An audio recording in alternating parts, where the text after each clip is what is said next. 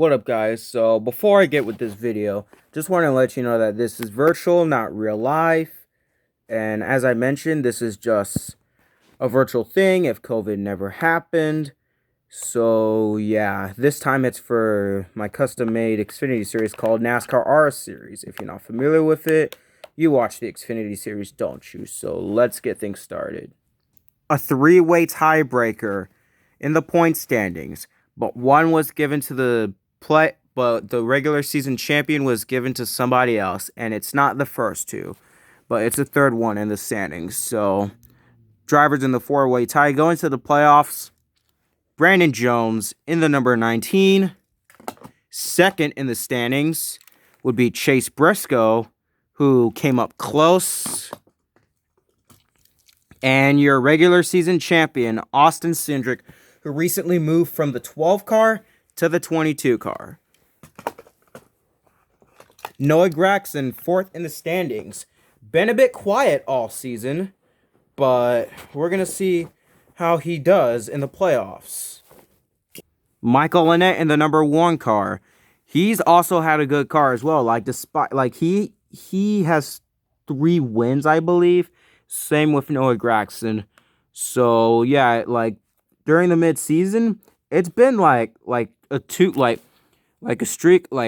In the standings, it was just more than 5-ish drivers having 2 wins, and everybody was trying to fight for that spot.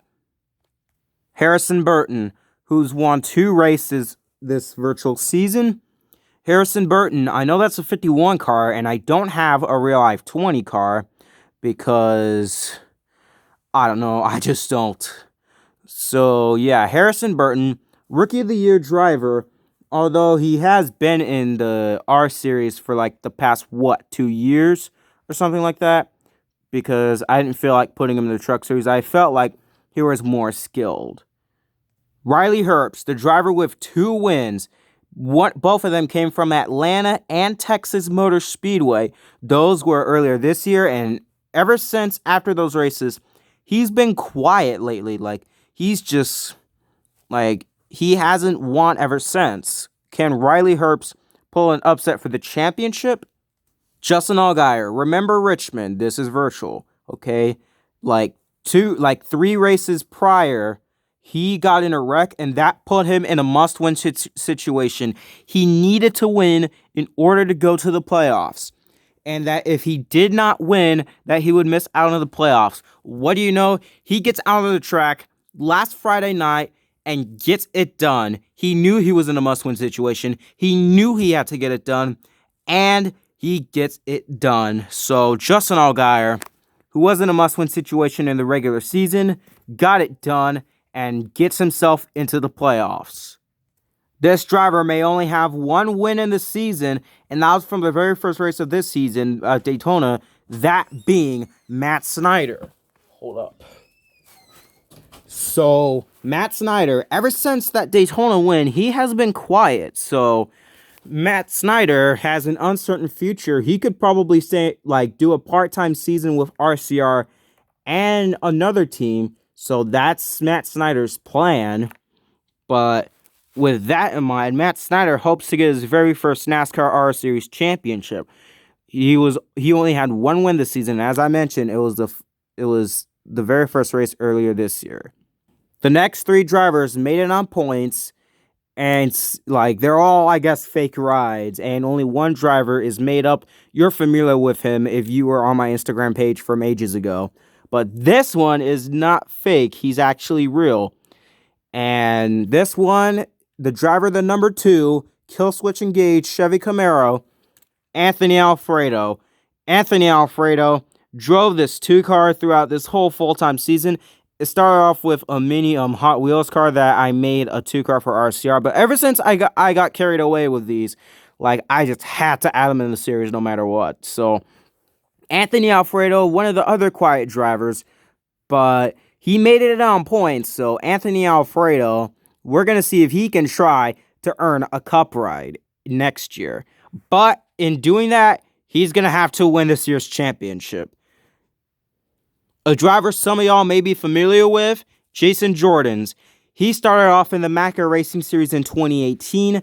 he was even underfunded for like he was in an underfunded ride, and then then last year in 2019 ran a few MACA races and only one Truck Series race, and he actually was interested into junior motorsports and got a call from Dale Earnhardt Jr. calling him to see if he's interested to be in that 88 car. He later said yes and finally got into that 88 car. He had no wins this season, but he has had a few stage wins. I don't remember some, but like he's came up close. We're going to see how Jason Jordan's can do and if he can be able to win that virtual championship and get himself into those available cup rides for him. And not to mention, he actually has a contract extension, so maybe a part-time ride. Last but not least, a car, the number that doesn't exist anymore in the Xfinity series, and the one driver who's actually real. He is, this isn't a real ride. It's just fake and it's made up because I have no other, I can't even come up with other drivers. This one is a 00 of Ty Majeski. Yep, I actually had him run full time because I couldn't think of any other drivers. No, I didn't do Cole Custer because Cole Custer was just out of here. So Ty Majeski, he ran a few part-time races earlier this season, and he's been winless this whole season.